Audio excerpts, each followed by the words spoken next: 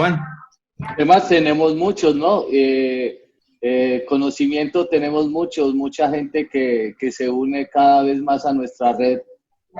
Quieren compartir sus conocimientos, sus experiencias, sus trabajos, pero también quieren aportar su granito de arena con las vivencias y todo lo que puedan dar para que la otra gente crezca en su trabajo como tal, ¿cierto? Pues bueno, presento a mi compañero Alejandro Gil Vázquez, uno de mis maestros favoritos, de los primeros maestros en el que yo aprendí muchas cosas. Realmente no hay palabras para describirlo. Es una persona que hace que el conocimiento sea divertido. Aparte de eso, te explica muy bien. Y bueno, sin preámbulos, aquí tenemos a nuestro compañero Alejo. Espero que les guste la charla. Gracias, Juan Carlos. Muy buenas tardes a todos. Sean muy bienvenidos a esta otra nueva edición de capacitaciones, conversatorio y charlas. Y bueno, el día de hoy les quiero hablar un poquitico de uno de los aspectos más importantes que a veces trata de pasarse por alto o un poco desapercibido en su propósito, y es porque simplemente estamos ocupados de otras cosas hasta cuando empiezan a aparecer los problemas. Ese aspecto tan importante del que les quiero hablar hoy en día es acerca de las condiciones de manejo eléctrico para los conciertos, para los eventos. Muchos de nosotros ya hemos pasado por múltiples problemas en medio de los conciertos, en medio de un show, y simplemente saber que perdemos la iluminación o perdemos la capacidad del audio porque simplemente la fuente eléctrica, la subestación o el generador eléctrico se nos malogró. Vamos a empezar a buscar un poco, a encontrar ciertas condiciones, a entender un poco estos sistemas, pero no desde un punto de vista tan profundo, porque cuando estamos en un show, resulta que tenemos que tomar decisiones en cuestión de segundos. O sea, cada segundo que ganamos es apremiante para nosotros, porque esos segundos nos los van a cobrar caro en el momento de la producción. Así que tenemos que tomar decisiones rápidas, pero muy acertadas. Y para eso tenemos que tener un criterio técnico que se puede llevar, como se dice, de memoria de bolsillo, pero en la cabeza, y así poder resolver o tener razones para tomar decisiones que tienen que ser vitales y determinantes a la hora de resolver un problema. Así que entonces voy a compartirles mi batalla para empezar.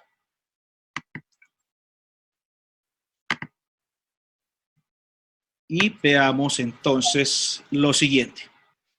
Quiero primero partir de entender, bueno, primero, logran ver mi pantalla compartida en este momento, ¿verdad? Muy bien. Quiero primero, de manera muy casi que lúdica, que entiendan un poco qué es el concepto de electricidad, ¿verdad? Cuando estamos hablando, enfrentando este concepto de energía, desconocemos muchísimas cosas, pero que hoy vamos a entender de manera más fácil de cómo se explican en los textos de ingeniería, ¿no? Lo primero que tenemos que entender de la electricidad es que es un fenómeno dinámico, es decir, que depende del movimiento, de la estructura de la materia como tal. Así que cuando vamos a hablar de electricidad, indiscutiblemente tenemos que estar hablando de condiciones mecánicas o electromecánicas.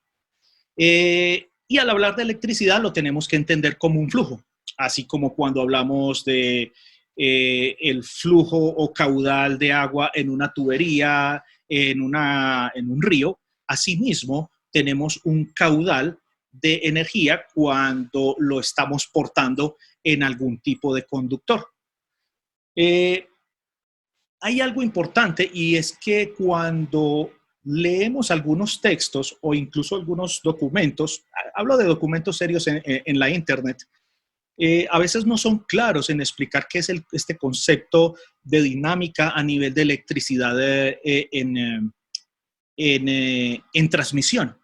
Y resulta que lo que estamos hablando a nivel de electricidad es exactamente el comportamiento de los electrones de un material que para este caso y para lo que nos atañe es metálico. Ya habrán otros tipos de materiales como los semiconductores y los dopajes, pero no, eso no es ahora tema nuestro para no complicarnos en esa parte. Entonces, ciertos materiales, como los metales, tienen atómicamente conformaciones electrónicas o de electrones que permiten ese movimiento en su última capa. ¿A qué me refiero con última capa?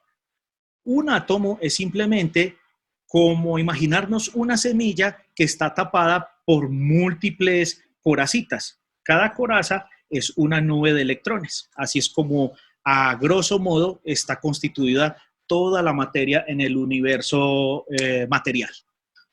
Pero en la parte eléctrica sabemos que simplemente esos electrones tienen un movimiento, solo que no podemos ver un electrón, pero sí podemos sentir su movimiento. ¿Quién no se ha electrocutado alguna vez trabajando en este campo? Lo tenemos clarísimo. Y ver chispas mucho mejor. Es indudable de que hay movimiento de electrones, ¿no?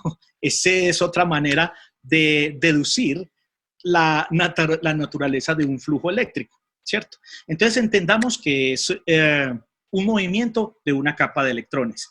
Cuando hago claridad acerca de entender que se está moviendo es solo una parte del átomo, es porque simplemente hay una dinámica en su estructura electrónica, es decir, de la nube de electrones que lo envuelve, no de todo el átomo. Si todo el átomo se moviera, entonces estaríamos desplazando materia por un cable. Así que entonces simplemente iríamos al PriceMart, al Walmart y le diríamos allá al chico que atiende en la caja, mira, véndeme 2 toneladas de energía que las necesito para el show. Sabemos que eso es descabellado, ¿cierto? O si no tendríamos, si lo que se transportara sería materia, entonces tendríamos al principio del show todo desocupadito, vacío, solo las personas, y luego encima tendríamos una montaña de energía, si eso fuera materia, ¿no? Entonces, estamos hablando de que un flujo eléctrico es simplemente un desplazamiento de energía, no de materia. Está usándose la materia como un fin para transportar energía. ¿Listo? Una cosa es lo material y otra cosa es una condición energética. ¿Listo? Porque si no, entonces, como les digo, el distro eléctrico, el acumulador eléctrico terminarían siendo bancos gigantescos que uno vería cómo se llenan y se van vaciando según el funcionamiento, lo cual no se visualiza como tal, ¿cierto? Para entender eso, porque en todos los textos que yo he visto no son muy claros en definir esta parte de qué es un flujo eléctrico. E incluso hay textos y tratados en física donde ya empiezan a entrar en la filosofía y eso no nos interesa ahora.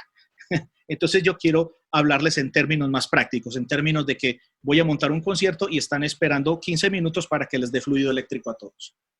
Bueno, claro que mi charla va a demorar un poquitín más. Entonces, entendido con lo de flujo eléctrico. Ahora bien, un flujo eléctrico acarrea una corriente eléctrica, de tal manera que entonces la corriente eléctrica tiene que ser transmitida, transportada. Y para eso se tiene que valer de materiales conductores. Yo no puedo, hablando de baja y media tensión eléctrica, es decir, hablando de valores no más allá de 16.500 volts, yo no puedo transmitir corrientes eléctricas a través de un material plástico, a través del mismo aire, no lo puedo hacer, porque simplemente son materiales aislantes o con coeficientes dieléctricos muy altos. Cuando me refiero a un coeficiente dieléctrico alto, me refiero a una capacidad que tiene ese material para no dejar pasar ningún electrón.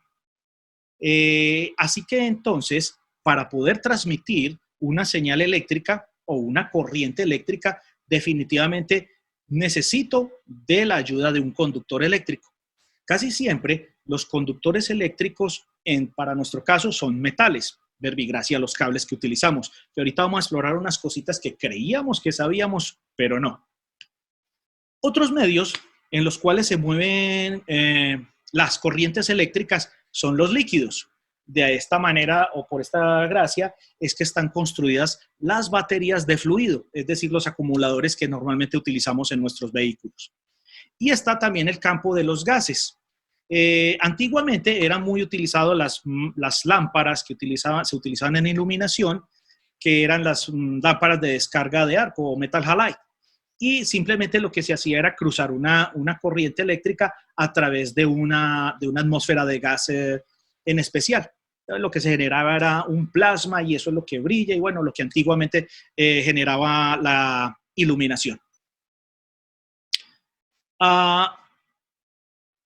Normalmente nosotros en nuestro campo utilizamos conductores eléctricos que están fabricados en metales como los que vemos ahí en pantalla: cobre, oro, plata, aluminio, hierro.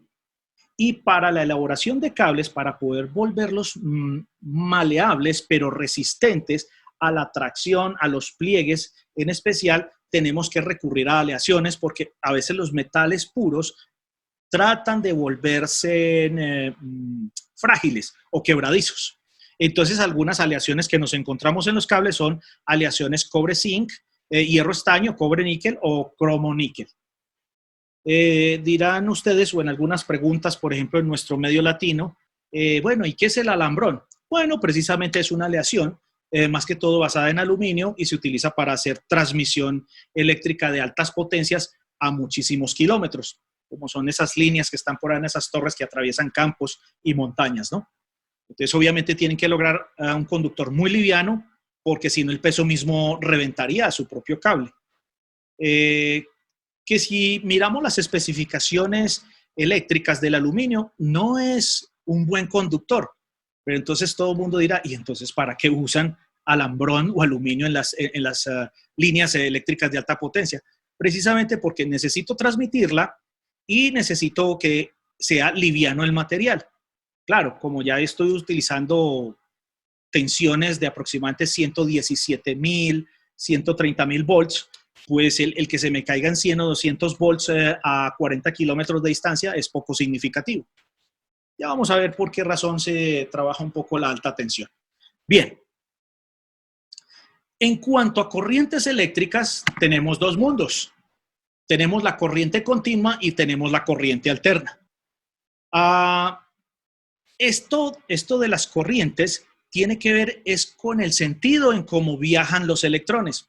Por eso iniciaba la charla entendiendo un poco cómo fluye la electricidad a nivel de electrones. Entonces, cuando hablo de corriente continua es porque los electrones solo van en un sentido, ¿cierto? Y cuando hablo de corriente alterna es porque los electrones un instante están en un sentido y otro instante están del sentido contrario. Es decir, que se alterna entre dos mundos. Ya más adelante vamos a entender exactamente el concepto de corriente continua y corriente alterna. Lo más importante en las ventajas y desventajas que encontramos en ambos mundos es la siguiente. La corriente continua es muy difícil de generar y transmitirse, pero cuando se habla de bajas potencias y cuando se habla de precisión en el manejo eléctrico, indiscutiblemente hay que recurrir a la corriente continua. Si lo que quiero hablar es de transmisión y manejo de potencia a grandes distancias, definitivamente tengo que apelar a la corriente alterna. Entonces, las desventajas que ofrece el mundo de la corriente alterna es que no puedo manejar valores de polarización para ciertos componentes utilizados en la electrónica actual. Por eso tengo que apelar a la corriente continua. Estos mundos también se les conoce como el mundo de la corriente DC o CD, según si estoy hablando los términos español o anglosajón, ¿no? Es decir, si estoy hablando de la corriente directa, que sería DC, perdón, la CD, o en inglés el direct current. Y tengo la corriente alterna, ¿cierto? O el alternate current del inglés, que simplemente significa eso, esas letricas, DC o AC. Ahora bien, si ustedes ven en la diapositiva, encontramos de que precisamente la gráfica nos muestra la corriente continua viajando en un solo sentido. Mientras que la corriente alterna se le llama así porque alterna entre dos mundos, entre valores positivos y entre valores negativos. Ahorita vamos a ver de dónde propiamente nace la corriente alterna? ¿Por qué ese comportamiento de estar entre un mundo y en otro? Estos conceptos que estamos aprendiendo aquí van a ser vitales para lo que viene más adelante. Tengámoslo en mente porque nos va a hacer falta para lo que vamos a ver más adelante. Entonces, estamos claros hasta el momento qué es flujo eléctrico, qué son los conductores eléctricos, cuáles son los más utilizados y los tipos de corrientes hasta el momento. Que tenemos muy claro. Como tal, perfecto. Que tenemos como tal corriente directa y corriente alterna. Sigamos. ¿Dónde encontramos o dónde se generan las corrientes directas? Las vamos a encontrar en soluciones de paneles solares, donde puramente se va a generar voltaje DC, perdón, corriente DC o corriente continua.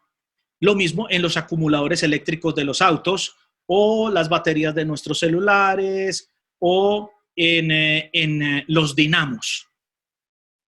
Cuando hablo de los dinamos, estoy hablando de una máquina sincrónica, y cuando me refiero a máquina sincrónica es una máquina que puede producir una corriente eléctrica en términos de un giro mecánico de una parte motriz contra una parte estática.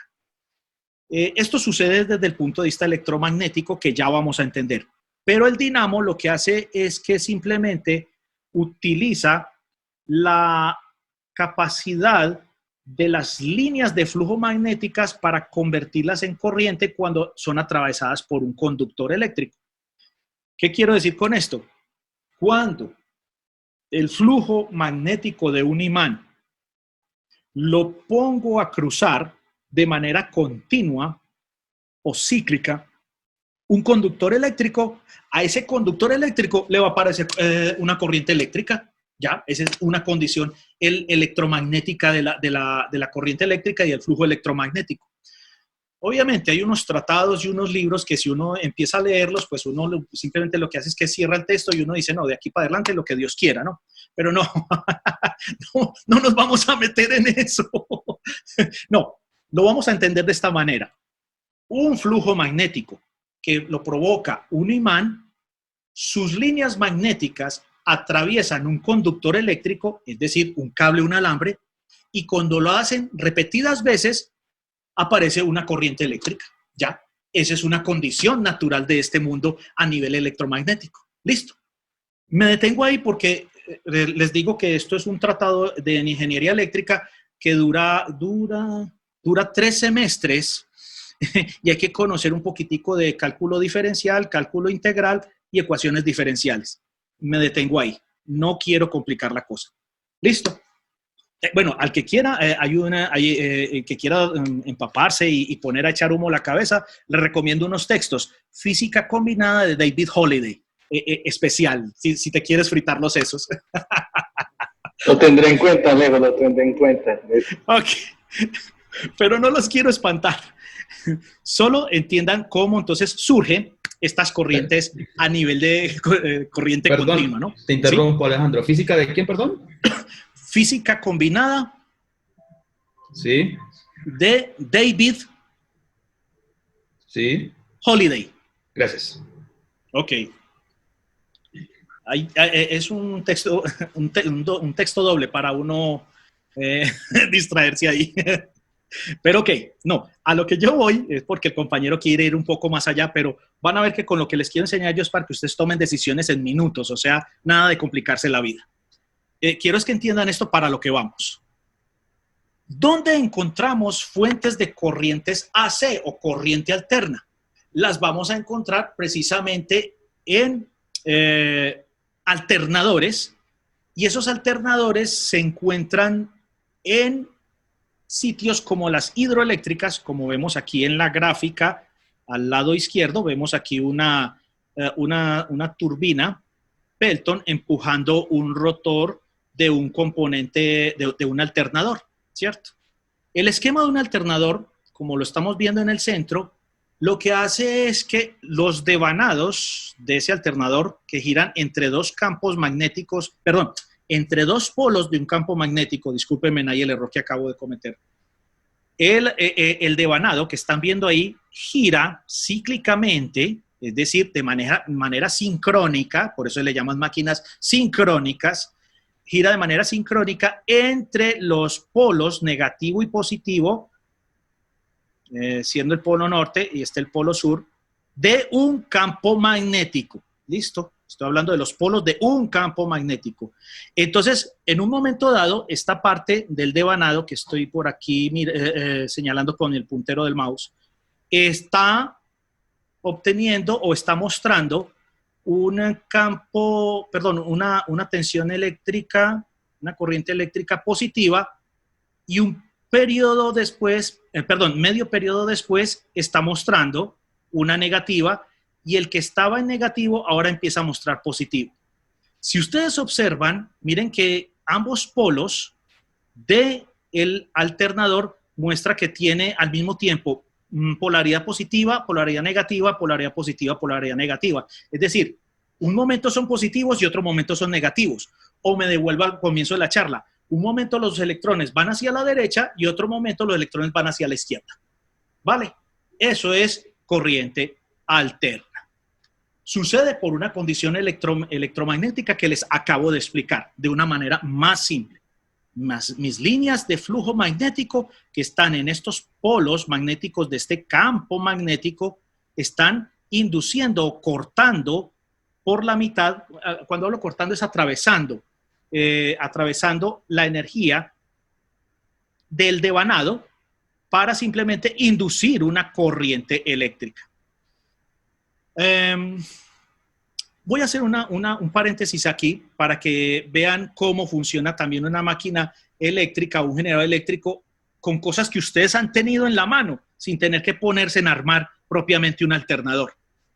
Si ustedes atrapan un parlante, toman un parlante, qué sé yo, un 12 pulgadas, un 15 o un 18, simplemente lo colocan sobre la mesa, agarran las bornas del medidor del voltímetro, lo ponen en la escala de AC, porque vamos a medir AC, ¿no? Lo ponen en la escala del AC, ambas bornas, la positiva con la positiva y la negativa con la negativa, empiezan a mover el cono del parlante y lo que están haciendo es generando precisamente una corriente alterna.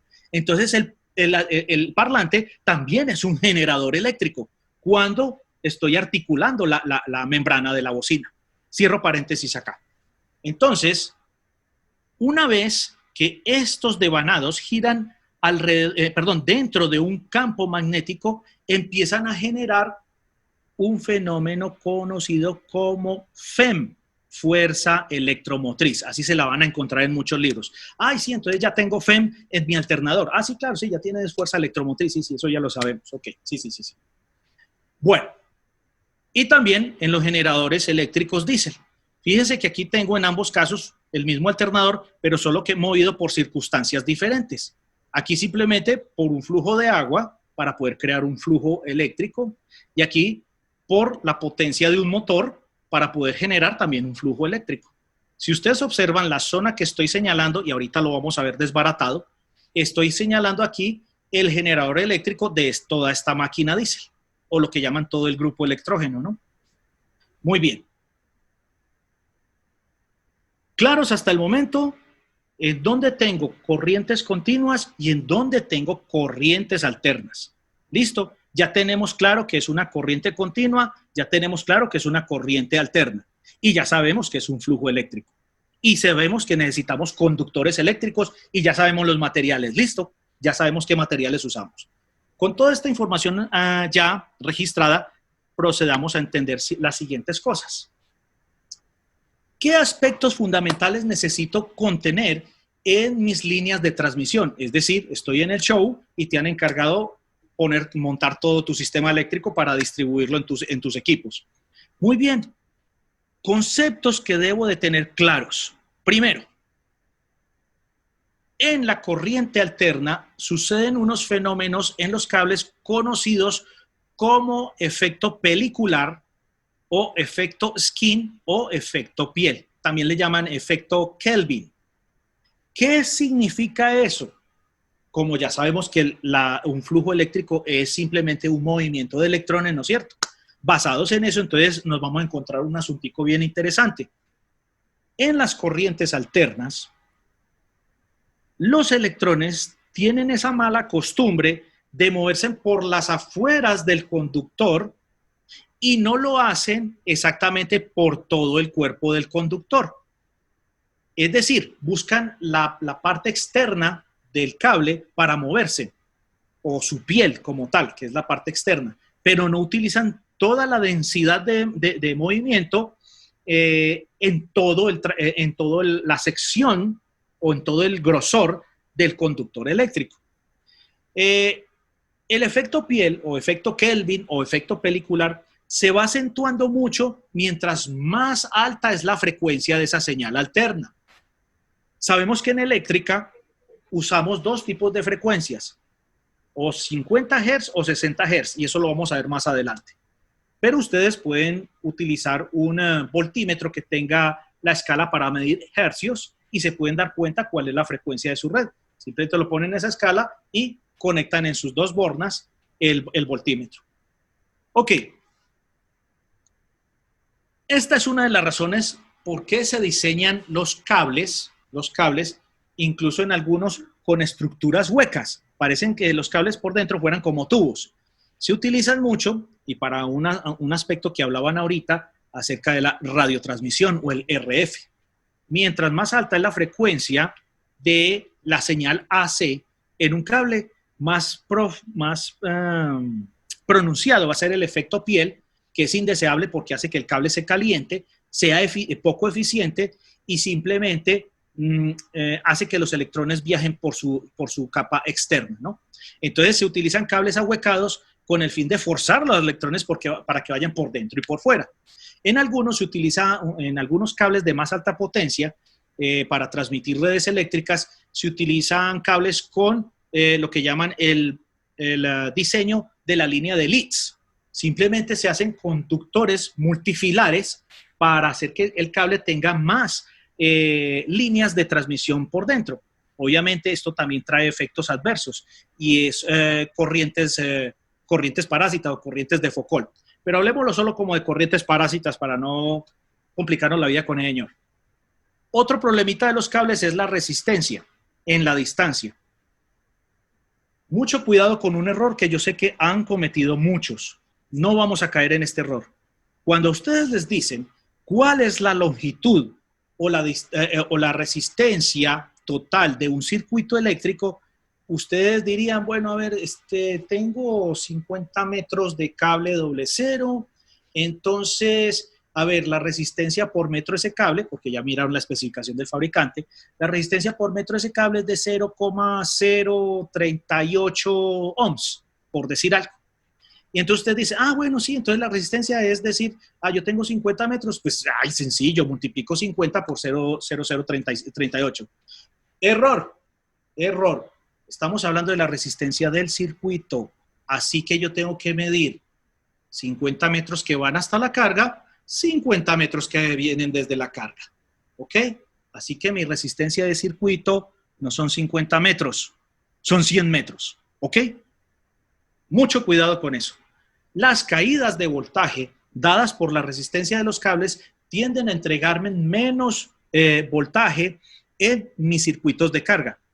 Llámese un amplificador, llámese todo el rack completo, llámese mi consola, llámese mi grupo de luces, en fin, cualquiera que sea la carga, va a estar limitada por la resistencia que me entrega el cable. Yo debo entonces de tener especificaciones del cable para saber cuál es la resistencia final que tengo. ¿Listo? Entonces, mucho cuidado a la hora de calcular los circuitos, la resistencia en circuitos. No es solamente el trayecto de ida hasta la carga, es el de ida y el de vuelta. Eso es un circuito. Si no lo haces, estás haciendo un circuito abierto, es decir, estás calculando sobre una mentira. Muy bien. Otro problemita que veo mucho en las empresas de renta audio o en las empresas de rentas de soluciones eléctricas es que utilizan terminales en sus cables a las cuales no se les hace mantenimiento. Cuidado. Toda terminal cuyos componentes metálicos de diferentes aleaciones están en contacto porque los está cruzando un tornillo, porque los está aprisionando un par de placas, están expuestos a la corrosión galvánica. La corrosión galvánica es una corrosión que sucede por la acción electroquímica de dos metales de diferente composición. Sabemos que el cobre lo utilizamos para transmitir, pero las terminales las tenemos que usar en otra aleación diferente para que resistan la compresión de los tornillos y demás cosas de anclaje que utilizamos en los sistemas eléctricos.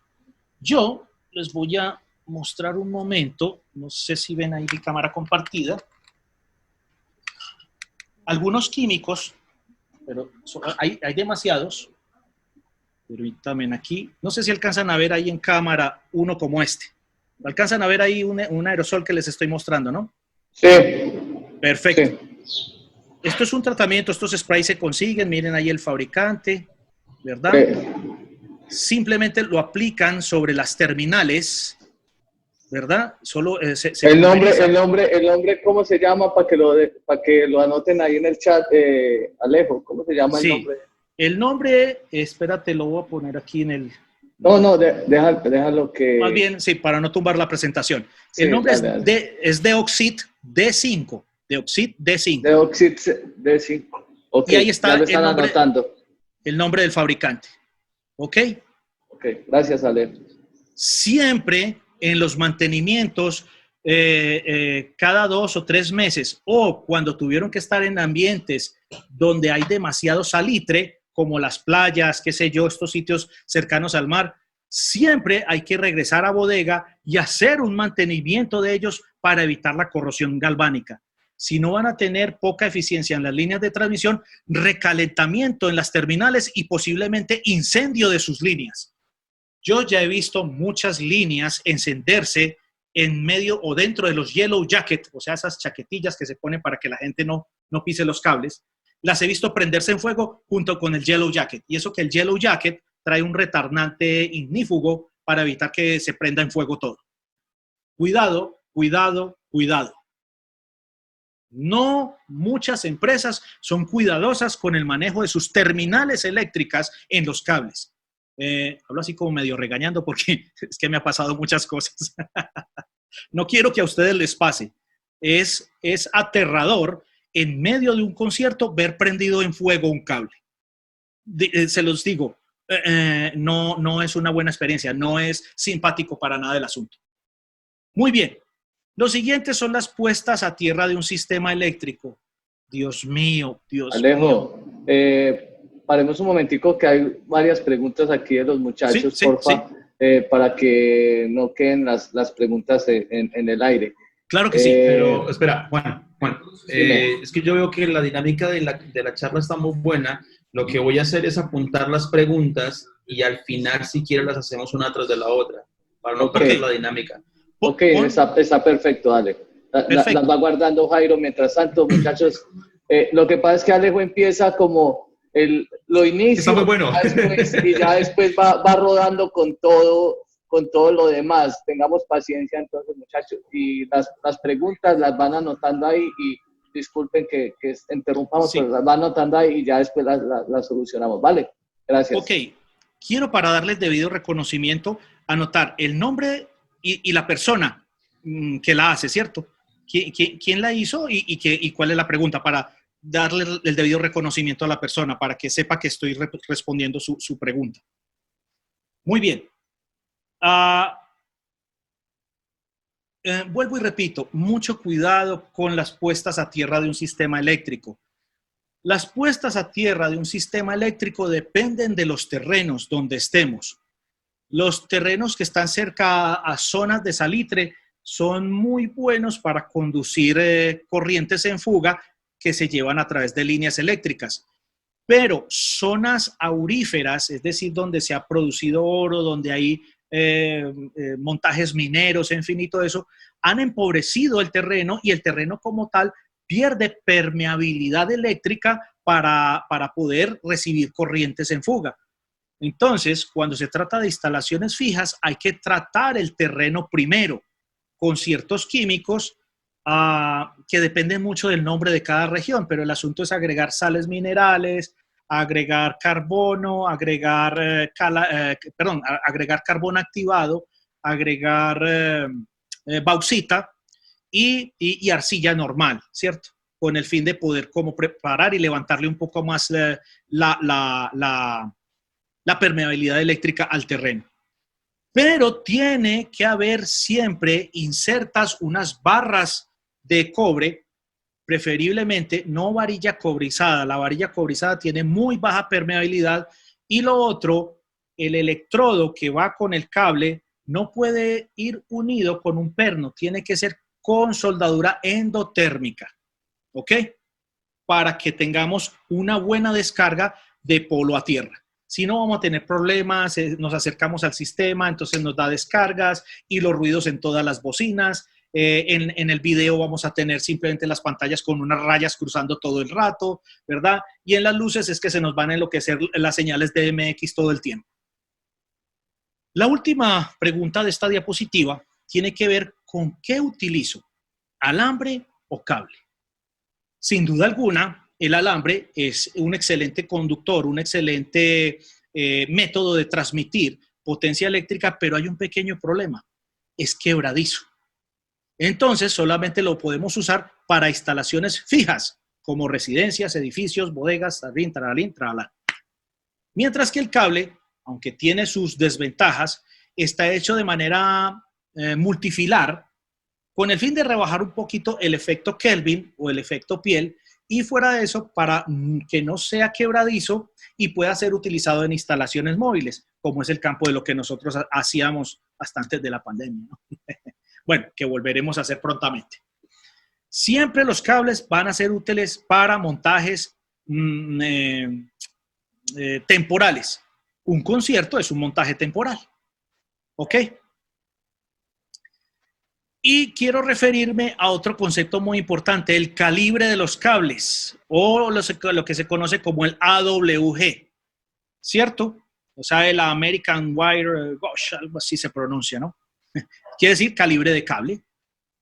Entendamos con esta tablita a continuación algunos calibres de cable. Mientras más grande es el número del AWG, más delgado será un cable. Es decir, que tengo un cable de tamaño o de calibre AWG 48 y es un tantito más delgado que un cabello humano. Ese es un AWG 48. Mientras que si tengo un cable, por ejemplo, calibre 1.0, por decir algo, o un calibre 2.0, o hasta lo que yo he llegado a utilizar, que es un calibre 4.0, son cables que pueden llegar incluso, el alma de cobre, la parte útil de conducción, puede llegar a ser tan gruesa como mi pulgar, la parte útil de cobre. El grosor o el calibre del cable, mientras más grueso es, determina cuánta corriente más puede manejar. Algo importante, los cables tienen un tope de manejo de corriente antes de empezarse a calentar. La corriente está dada es por el punto en el cual empieza a elevarse la temperatura a niveles críticos. Muchas veces un nivel crítico de temperatura en un cable no significa que yo lo tome con la mano y aún lo pueda sostener y decir, no, mira, está tibio, ahí no pasa nada. No. Un cable no tiene por qué calentarse hasta el punto que yo lo pueda sensar con la piel. Sabemos que la temperatura corporal en Celsius es de 37 grados. Lo que yo empiezo a sentir igual o superior ahí es porque está igual o superior a mi temperatura. No tiene por qué alcanzar un cable esas temperaturas. Si un cable alcanza esas temperaturas es porque está limitado por su capacidad y porque el flujo de corriente está superando en amperios al cable.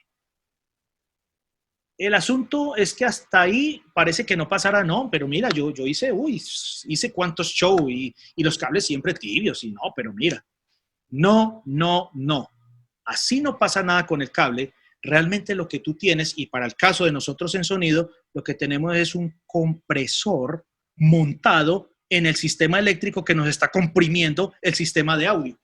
Entonces uno dice, un momentico, ¿cómo así que se está comprimiendo el sistema de audio desde el sistema eléctrico? Sí. Lo vamos a ver más adelante, ya en un par de minutos lo vamos a ver sobre las fuentes de los equipos. Resulta que para el caso de mis amplificadores de audio, mis amplificadores de audio tienen que tener una alimentación óptima en voltaje y en corriente, o lo mismo en voltios y en amperios.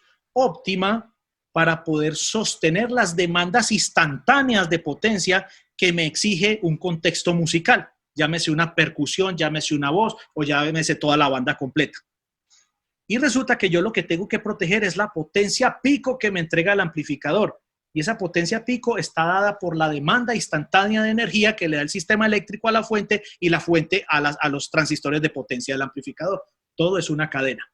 Esto lo hablo un poco rápido, es para entender por qué razón yo no puedo permitir que mis líneas eléctricas se calienten. Si mis líneas eléctricas se calientan, yo tengo que cambiar el calibre de mis cables indiscutiblemente. Se cambian o se cambian, no hay a punta de apelación. Eso es lo que define en que un mismo sistema, llámese un Lecustic, llámese, qué sé yo, un Martin Audio, el mismo sistema suene diferente en el mismo sitio, dependiendo del sistema eléctrico. Uno dirá, pero caramba, ¿por qué tal día este sistema sonó bien? Usé la misma mesa, usé la misma ecualización, usé los mismos micrófonos, usé aquello, lo otro igual, y hoy siento que el sistema simplemente no responde. Ok, vamos a ver qué fue lo que cambió.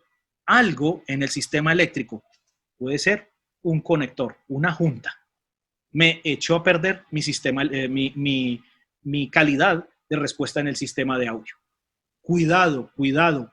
El sistema eléctrico que normalmente viaja en las cajas, viaja lleno de barro, es el último en recogerse, el que menos atención se le pone, es el que primero, ese es el primer artista, el primer personaje que tiene que aparecer en la película. Lo demás es añadidura, ¿ok?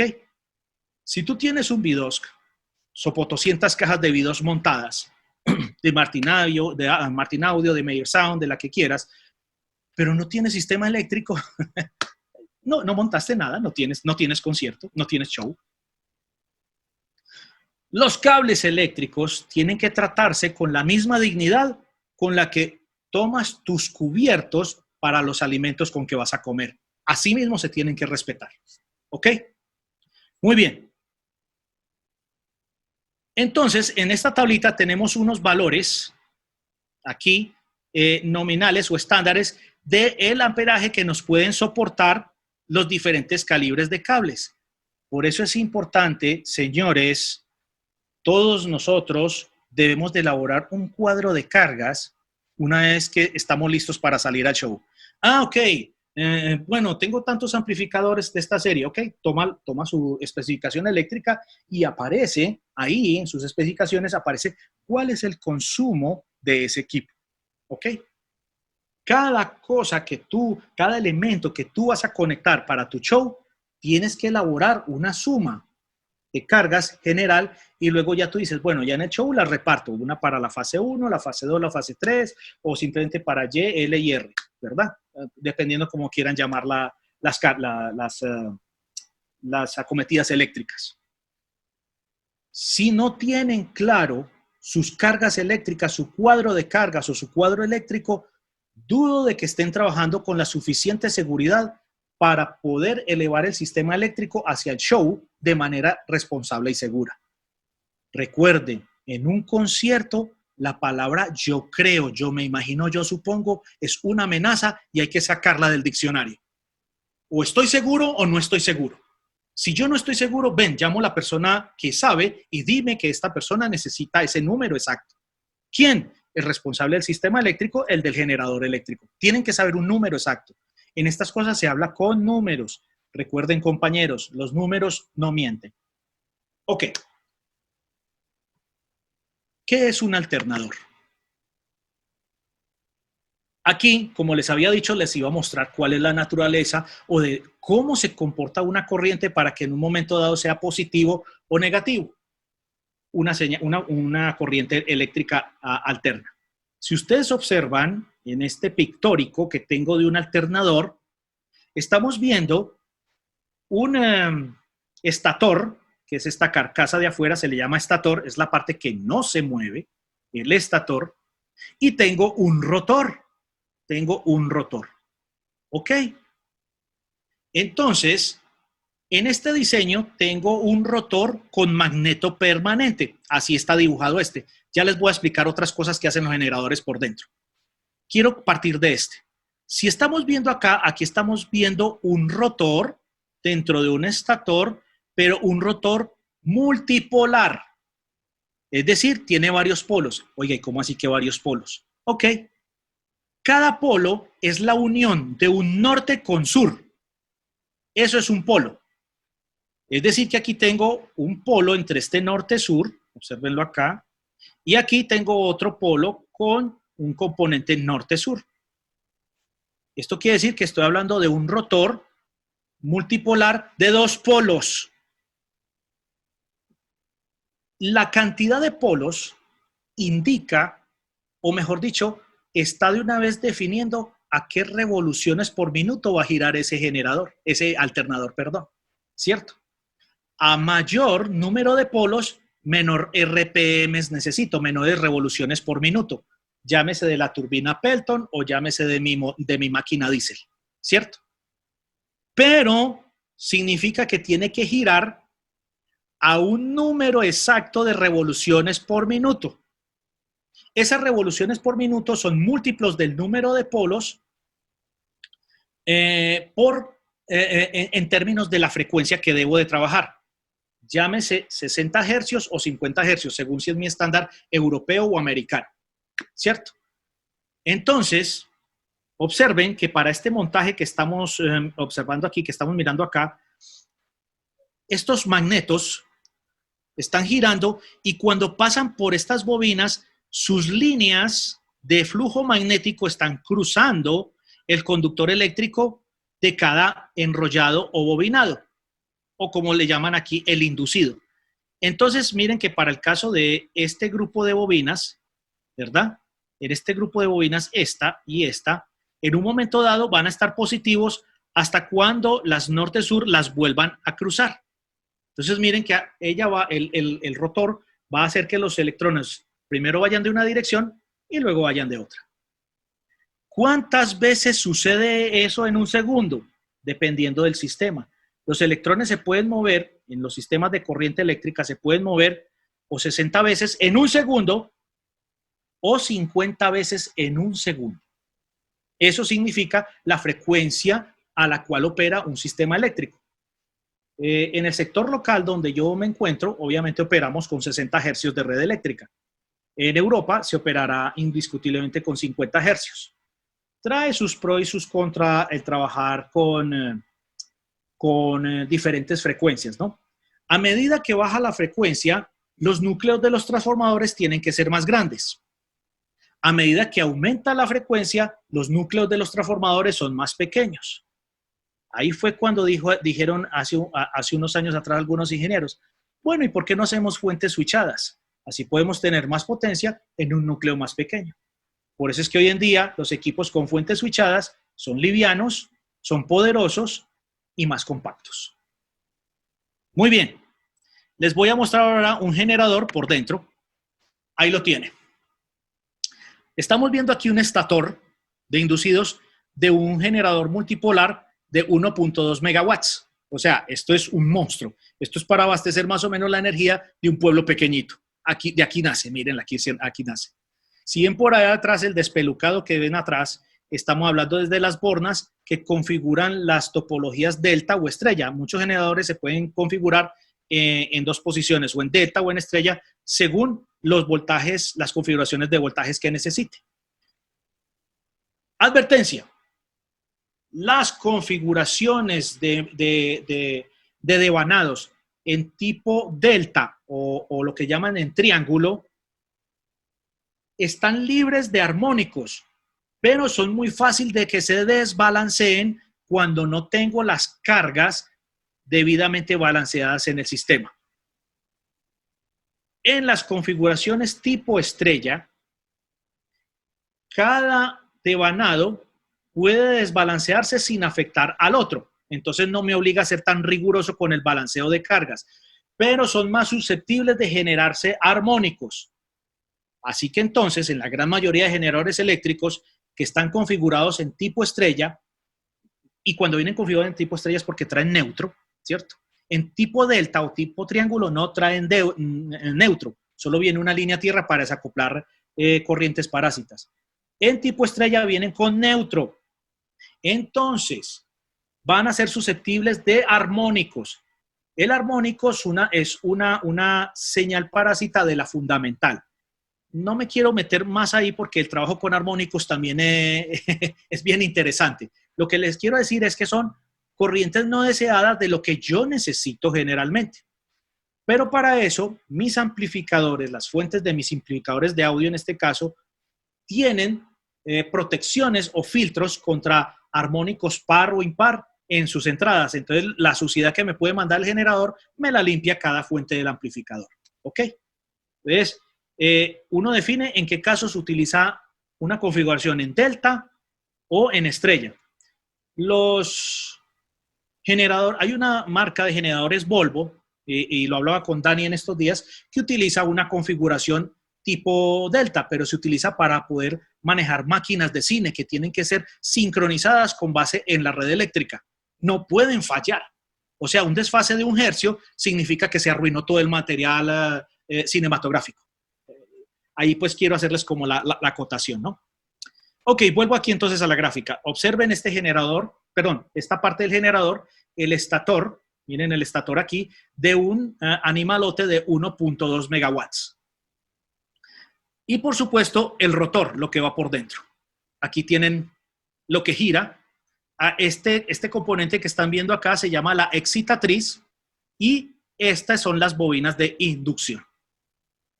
Resulta que en el generador, en estos generadores grandotes, yo tengo que hacer cruzar por aquí, por la mitad, una corriente continua. Ojo que no se me van a enredar aquí porque aquí es donde comienza a complicarse la cosa. Con esta excitatriz, que es otra especie como de bobina pequeñita para generar, yo tengo que controlar un voltaje continuo de DC aquí para poder volverlo AC acá. Vuelvo y repito, porque aquí se me pueden enredar. Con esta excitatriz, yo voy a generar un voltaje, una corriente DC en el rotor, una corriente DC en el rotor. Miren, toda esta pieza es el rotor, toda esta pieza, para poder generar una corriente AC en el estator. Y de aquí es donde voy a tomar la electricidad que abastece todos mis equipos del concierto. ¿Ok? Sí estamos claros ahí de lo que está pasando, ¿no? Ok. Claro, okay, muy claro. Porque si no entendemos esto, se nos va a volver una ensalada de acá para arriba. Aquí, por supuesto, tienen un chico malo, mírenlo, ya armado. Aquí está el chacho de la rumba. Lo tenemos sin cabina de insonorización. Se los quiero mostrar así en peloto, porque aquí quiero que identifiquen varias cosas, ¿no? La primera, observen aquí, obviamente, el grupo motriz, que es la parte, pues, de máquina diésel. Y observen aquí el grupo electrógeno, que es propiamente donde está el generador. Mire, aquí es donde está el alternador como tal, el que nos va a generar la corriente AC, y su tablero de control. Esta pieza es la más importante para mi concierto y nos vamos a dar cuenta que dentro de esta pieza hay otra más pequeñita que viene aquí, de la cual depende todo el concierto completo. En luces y sonido se encuentra aquí adentro en este gabinetico. Lo que le pasa a este gabinete, se echó a perder todo un concierto completo. ¿Ok? Entonces estamos hablando de un especial cuidado con los cables y un especial cuidado con el generador, que ya lo vamos a ver. Vamos a ver cuáles son esos cuidados. Necesito cuidar mi corriente AC para lo que viene a continuación. Si ustedes observan, dentro de los cuidados iniciales, ¿qué tengo que ver?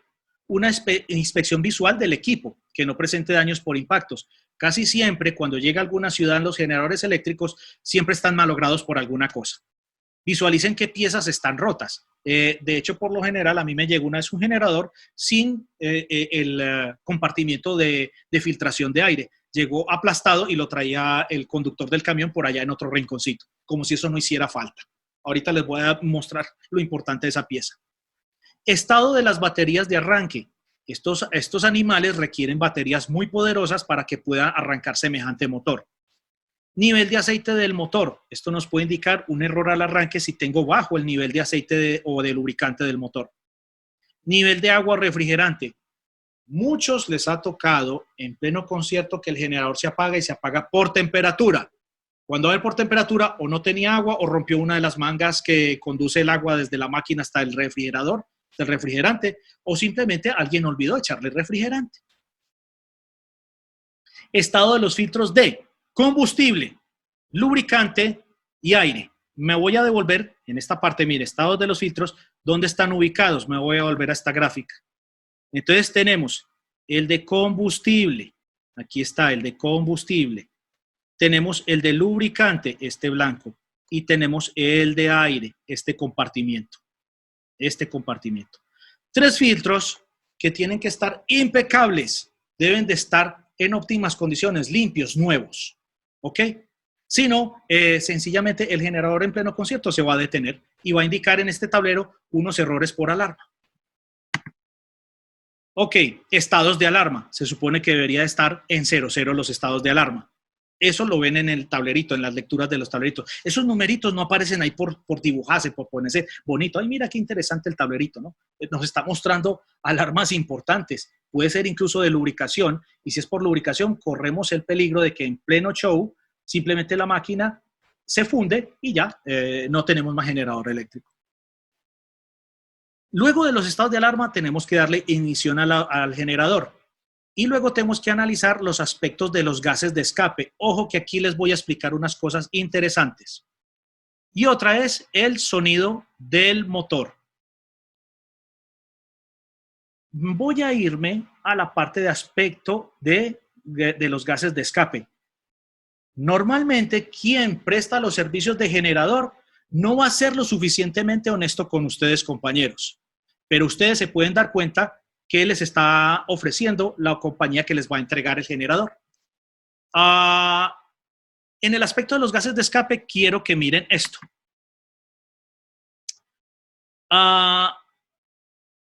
Bueno, no, antes de entrar a los ajustes. Primero, cuando los gases de escape, ojo que son 3 y ustedes los tienen que identificar. Cuando los gases de escape del generador contienen mucho humo negro y el generador ya se ha calentado, ya se ha estabilizado durante al menos 5 minutos, ya está estabilizado, porque ellos tardan según la temperatura y la región donde está o la altitud con nivel del mar, ellos tardan un tiempo en ajustarse y equilibrarse hasta que cerca de los 5 minutos. A los 5 minutos, el escape, los gases de escape, tienen que ser casi transparentes, sin haberlo sometido a carga del generador. O sea, ya se encendió, calentó, debería ser casi transparente el escape. Es bueno hacer esas pruebas en el día. En la noche, no, yo no creo que sean capaces de verlo.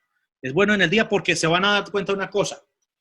Si después de 5 minutos ustedes encuentran humo negro, quiere decir que el generador tiene un problema de desequilibrio entre la mezcla de aire y combustible o un problema con el turbo. ¿Qué es una máquina turbocargada? Voy a devolver aquí. Hay una pieza justo que conecta acá, después del filtro de aire, hay una pieza como en forma de caracol. En metal, está hecha en metal. Ese es el turbocargador. Todo generador diésel tiene que tener un turbocargador para poder ser eficiente. Y se siente un silbido parecido al de una turbina cuando él está funcionando bien. No es sino acercarse a la máquina y van a sentir una especie de silbido. Por allá, un poco lejano, un silbido que está indicando de que el turbocargador está funcionando bien. Si no oyen ese silbido y el humo continúa negro, aún sin carga, ese generador los va a dejar tirados en medio concierto, porque cuando le vayan a exigir más potencia, como el turbo no está en capacidad de entregarle potencia mecánica al generador, el generador no va a entregar potencia eléctrica al equipo. ¿Ok? Y lo otro, si hay también humo negro, es porque a lo mejor el filtro de aire no fue cambiado. Al no ser cambiado, empieza a ingresar sílice, o sea, partículas de polvo, a las cámaras de combustión del generador y el generador día a día se va a ir malogrando, o sea, va a empezar a perder compresión la máquina, a perder potencia. O peor aún, puede llegar al punto en que medio show se apague por un filtro de aire obstruido. Entonces, eso nos está queriendo decir el humo negro. Ahora, si ustedes ven que luego de 5 minutos empiezan a ver humo azul o simplemente el humo azul nunca desapareció, porque es normal que cuando lo arranquen aparece humo azul. Cuando lo arranquen, después de 5 minutos no tiene por qué haber humo azul. Si hay humo azul es porque está pasando aceite lubricante a las cámaras de combustión, es decir, el motor está a punto de dañarse, el motor está destruido, acabado, ese generador no vale nada, ¿verdad? Y lo otro peligroso, cuando ingresa lubricante a las cámaras, es otra especie de combustible que hace que el motor entre en una avalancha mecánica y ya, aunque apaguen la máquina, aunque detengan el switch de ignición, ella no va a apagar, va a continuar girando hasta estallar las piezas mecánicas dentro de él. Así que cuando uno tiene una máquina esas desbocada, no hagan más nada, aparten a todo mundo, tengan extintor y esperen a que eso se despedace, no hay más nada que hacer. Mucho cuidado porque él primero empieza a indicar antes de entrar a un accidente de esos. Una máquina de esas empieza a sobrepasar 3.600 revoluciones por minuto y cualquier pieza de esas va a salir como un proyectil disparada dispuesta a perforar el cuerpo de una persona. Cuidado. Listo. Y ya tenemos otra condición, el aceite, el humo azul. Y el humo blanco normalmente quiere decir de que no hay una adecuada combustión por dos razones. Una, o porque cuando cargaron el combustible lo mezclaron con agua, o dos, porque simplemente las tuberías de la bomba ascendente, es decir, la que se encarga de arrastrar el combustible desde el tanque hasta los inyectores, que son las piecitas que meten el combustible a las cámaras de combustión, se llenaron de aire. Sacarle el aire a una tubería de combustible, a un circuito de combustible de un generador puede tardar tranquilamente entre media a una hora. Entonces ya saben que estamos retardados con un evento ese mismo tiempo. Recomendación: si hay aire en las tuberías van a ver que el generador simplemente no prende, o si prende, prende como gargareando, inestable, y vuelve y se apaga. Y luego no vuelve a prender más. No sigan insistiendo con la ignición, se van a agotar las baterías. Primero quiten el aire de las tuberías y finalmente vuelvan a darle ignición con la máquina y las baterías. He visto muchas personas que llegan y se pegan de la ignición, y finalmente tenemos ya dos problemas asociados. El generador con aire en las tuberías y segundo, ya no hay baterías. Y entonces, ¿con qué voy a encender el generador para mi show? Simplemente, si ya no hay más tiempo, ve a la compañía que provee el generador y que traiga otro. Eso ya lo tienen que hacer allá en el taller. No hay más tiempo de nada. Yo se los digo porque si yo me tocó hacerlo, porque no tenía, o sea, el generador más cercano estaba a 12 horas de distancia y el show lo teníamos que empezar en 1 hora. Entonces me tocó desairar las tuberías, pero no se los recomiendo, ¿cierto? O sea, somos profesionales en audio, no en mecánica. Simplemente es rico conocer esto para que sepan de dónde los golpea los problemas, ¿ok? Muy bien. Ajustes del generador. Una vez que él enciende, lo primero que tienen que ver es que el medidor de revoluciones, que es un relojito que van a tener en el tablero de control, siempre tiene que estar estable. Ustedes no pueden sentir que la máquina empieza a acelerarse y desacelerarse sola al son de nada, y lo hace periódicamente. Eso quiere decir que tenemos un problema dentro de la máquina que quizás no se puede resolver antes del show. ¿Ok? Lo siguiente, verificación de la configuración de voltajes. Mucho cuidado, porque cuando ustedes extendieron sus líneas eléctricas, sus parciales, las extendieron desde el generador hasta el sitio de distribución o el totalizador, tuvieron que haber tenido en cuenta, para el caso de los circuitos en estrella, en cuenta la neutra. Si se equivocan con la neutra, todo el equipo se va a incendiar. Ténganlo por seguro que todo el equipo se va a incendiar. ¿Ok? Mucho cuidado con esto. Verificación de los voltajes. Se supone que el voltaje de línea debería de ser de 208 voltios, es decir, entre fase y fase, eso se llama voltaje de línea, y el voltaje de carga, es decir, entre fase y neutro, debería de ser entre 115 a 120 volts. Cuidado con lo siguiente, todavía algunas compañías utilizan amplificadores con fuentes reguladas. Si van a trabajar estos amplificadores de potencia con generadores eléctricos que están calibrados más arriba de 120 voltios, van a terminar destruyendo las bocinas y el amplificador. No se puede trabajar con voltajes superiores a 120 volts para el caso de amplificadores monofásicos que no tienen fuentes switchables, ¿ok?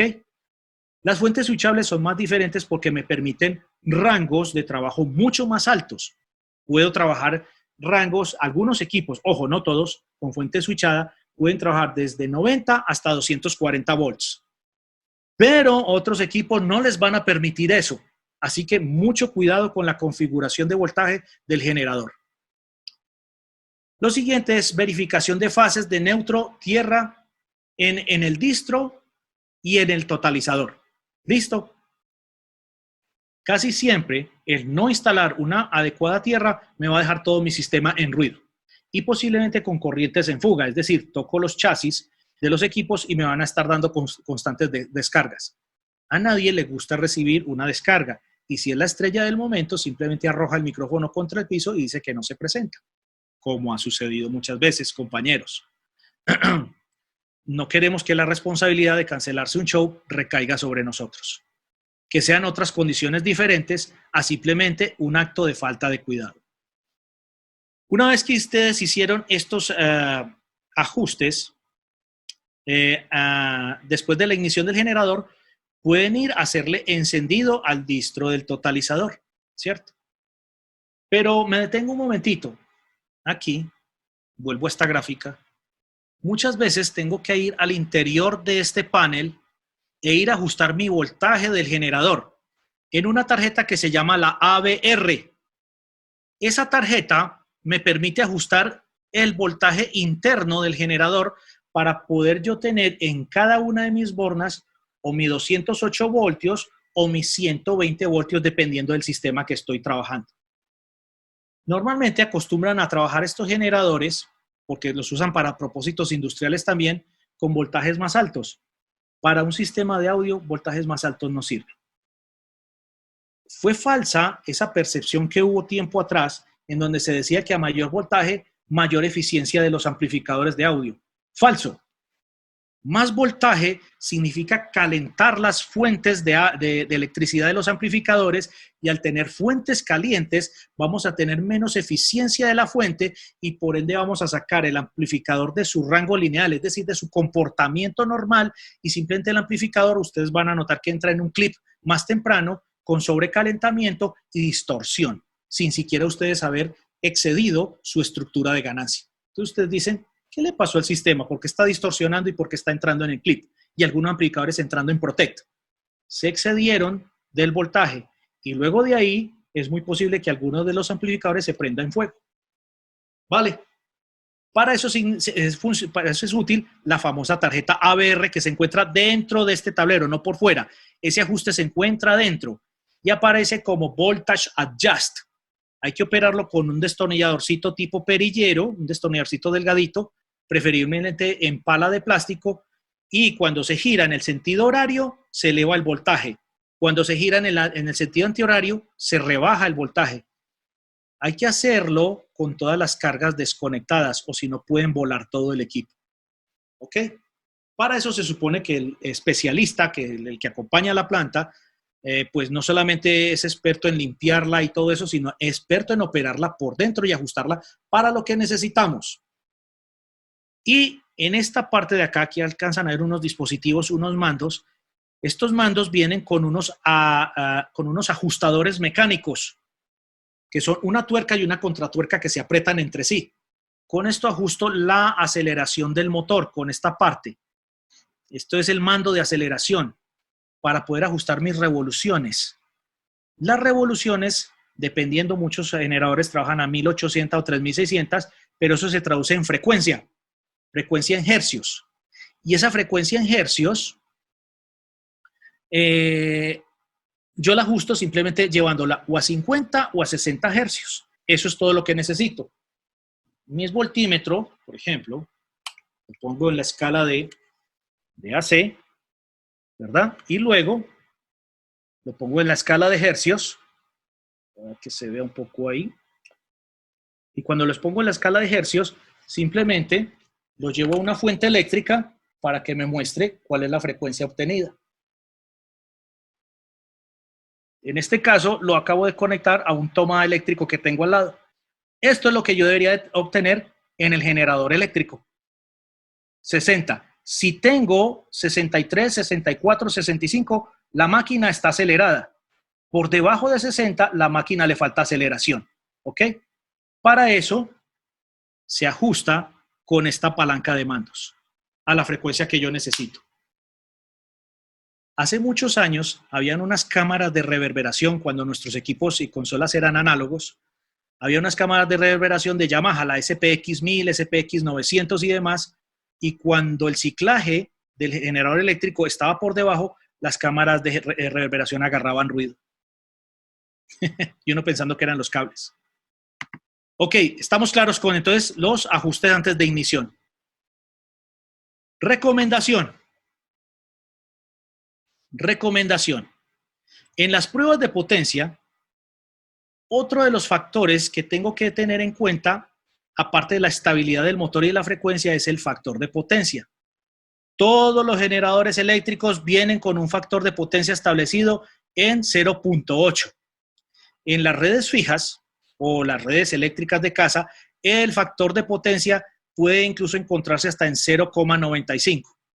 Y uno dirá, ¿y ese número para qué me sirve a mí? Pues, ¿qué tengo que ver yo con eso? Tranquilo, muchachos, les voy a mostrar acá.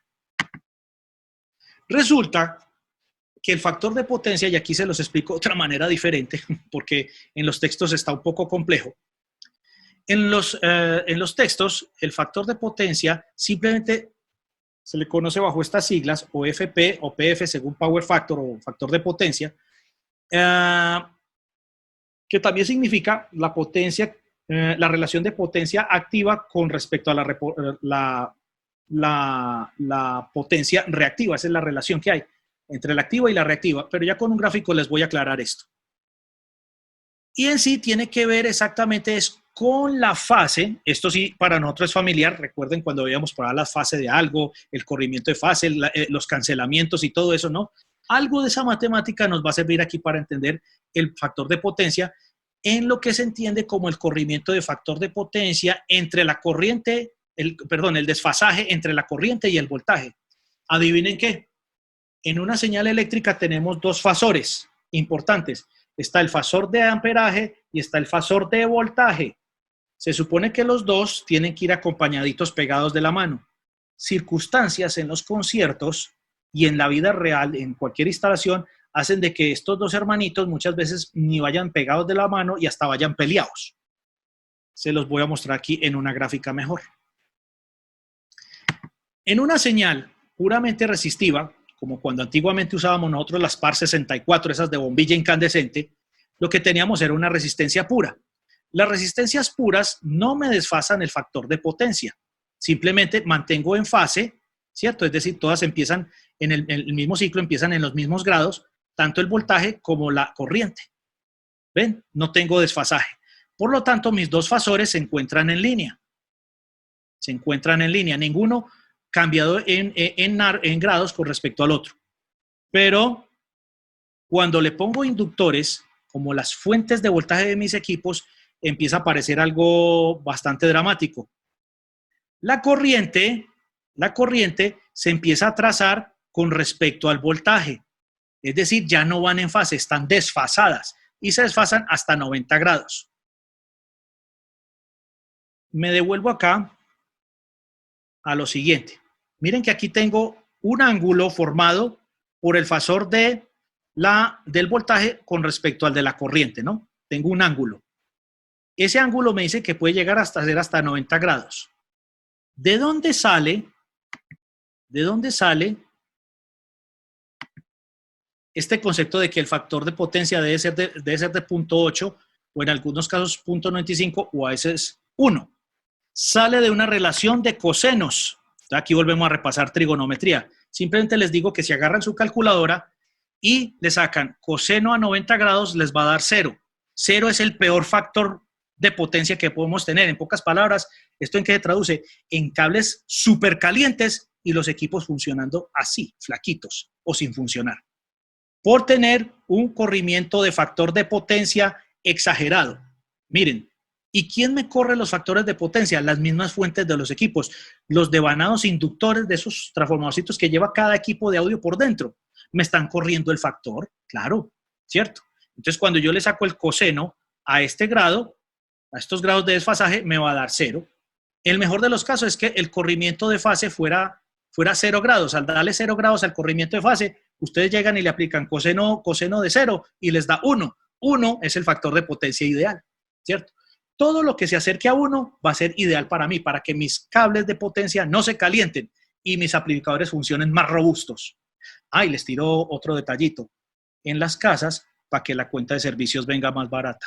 No se trata de hacer fraude, se trata de corregir el factor, que es diferente. Los capacitores o las reactancias, las capacitancias en las redes eléctricas hacen lo contrario. Observen que aquí, con el inductor, se me atrasaba la corriente. Con el capacitor, se me adelanta la corriente. Entonces, observen aquí el fasor de corriente en el inductor atrasado. Mírenlo para abajo, ¿no? Y aquí con el capacitor, miren el fasor adelantado, ¿cierto? Se me adelantó la corriente con respecto al voltaje. Cuando yo a una corriente atrasada, le aplico capacitores, la voy empezando a adelantar. Y la voy adelantando hasta que la dejo en fase. Es decir, ambas partiendo desde 0 grados. Fíjense que también la corriente se desfasa. No solamente los parlantes se desfasan. Y ya sabemos lo que pasa cuando tenemos... Tardes, Dios lo bendiga, profesor. Buenas tardes. Ya sabemos cuando tenemos un par de parlantes desfasados. No tenemos eficiencia en el sistema, ¿no? También aquí, se me fue aquí un poquito. Perdí aquí ok. Permítame otra vez. Alejo. ¿Sí? Saludos, te habla Ramón Franco. Hola, Ramón. Por aquí voy a compartirles nuevamente mi pantalla. Alejo, sé que hay un tiempo de preguntas, pero a eso ¿Sí? que acabas de decir, me parece que me parece muy importante. Cuando quieras me respondes más adelante cuando termine la presentación, porque Ashok me hizo unos capacitores para el tema de adelantar y retrasar el tema del voltaje. Entonces, bueno, para poder contrarrestar los problemas de inductancias, necesito capacitancias y así voy controlando los corrimientos de factor.